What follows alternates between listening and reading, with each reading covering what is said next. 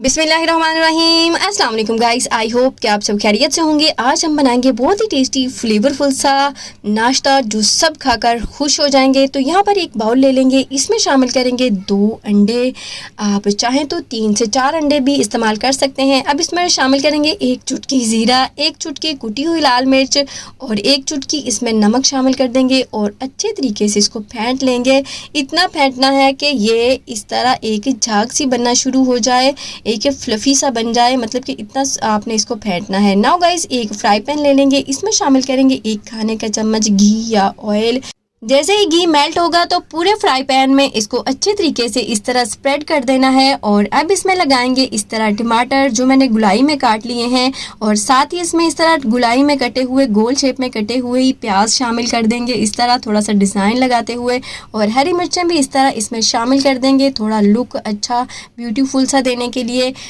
इसके साथ ही गाइज फटाफट बता दें आप कहाँ कहाँ से मेरी वीडियो देख रहे हैं, मुझे जानकर अच्छा लगेगा। नाउ गाइज, इसके ऊपर इस तरह आपने फेंटे हुए अंडों को पोर कर देना है अच्छे तरीके से, इस तरह स्प्रेड करते हुए। बस इसको छेड़ना नहीं, आपने इसी तरह इसको स्प्रेड करना है। और फिर इस तरह एक रोटी लेनी है, जस्ट इसके ऊपर रखेंगे और हल्का सा इसको ऊपर से प्रेस कर देंगे ताकि अंडे के अंदर अच्छी सी डिप हो जाए।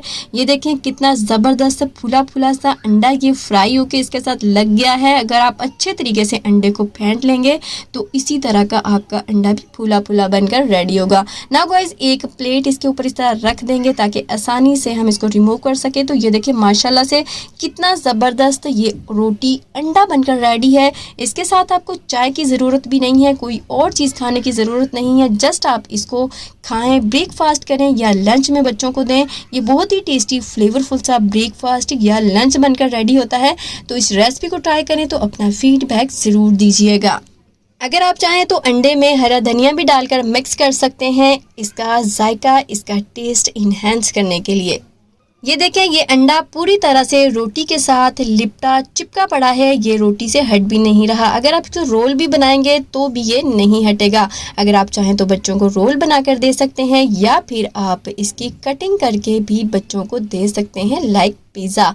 लेकिन मैं थोड़ी बड़ी कटिंग कर रही हूँ। तो ये देखें माशाल्लाह से मैंने इनको कितनी खूबसूरती से इसको काट लिया है। और अब इसको इस तरह सजाएंगे प्लेट में, या आप अपने बच्चों को टिफ़िन बॉक्स में भी दे सकते हैं या ब्रेकफास्ट में भी खिला सकते हैं। अगर बच्चों को खिलाएं तो हरी मिर्चों को अवॉइड कर सकते हैं, लेकिन ये ज़्यादा तेज़ हरी मिर्चें नहीं हैं।